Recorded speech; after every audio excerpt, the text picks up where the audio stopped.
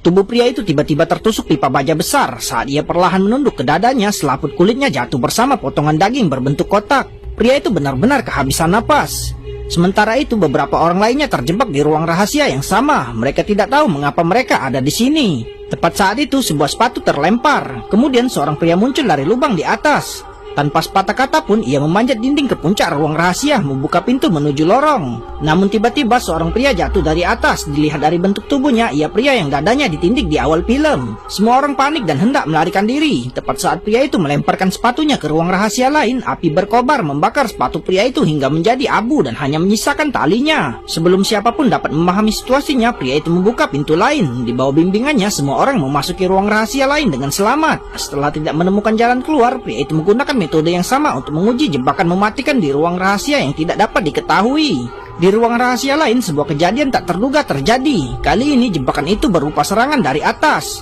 Pria itu mulai menyuruh mereka untuk melarikan diri, tapi tidak ada satupun pintu di dinding yang terbuka. Melihat bila-bila pedang yang berputar cepat mendekat, di saat kritis mereka menemukan sebuah lorong di bawah. Semua orang bergegas ke ruang rahasia berikutnya, hanya pria keriting terdiam membeku. Di saat kritis, pria itu menariknya ke samping. Sepertinya metode melempar sepatu telah berubah. Pada saat ini, pria keriting tiba-tiba teringat sebuah fenomena aneh. Setiap lorong ruang rahasia terukir serangkaian angka. Mungkin angka-angka ini adalah kode ruang rahasia. Selama ruang rahasia itu bernomor genap, mereka akan aman. Namun tak lama kemudian, kecelakaan lain terjadi. Mereka menemukan bahwa lorong-lorong di ruang rahasia ini semuanya bernomor ganjil. Pria tua itu berteriak keras, tapi secara tidak sengaja memicu tombol yang diaktifkan suara, hampir mengiris rekannya berkeping-keping. Sepertinya ruangan itu dikendalikan oleh sistem yang diaktifkan suara. Asalkan tidak ada kebisingan yang berlebihan, tidak akan memicu mekanismenya.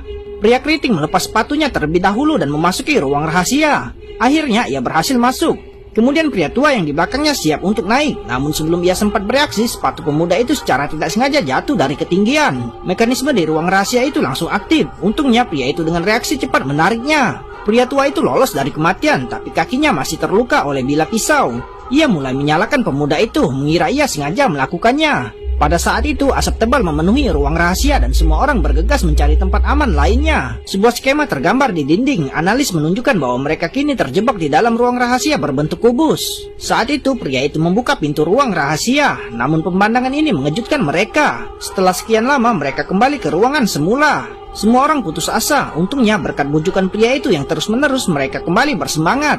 Tepat saat mereka menuju ke ruang berikutnya, ruangan itu tiba-tiba bergetar. Seorang remaja kehilangan keseimbangan dan jatuh. Ruangan ini berisi senjata laser tercanggih dan lasernya terfokus pada remaja itu. Untungnya pria keriting melompat turun dan mendorong remaja itu. Kemudian sinar laser lain mulai terfokus.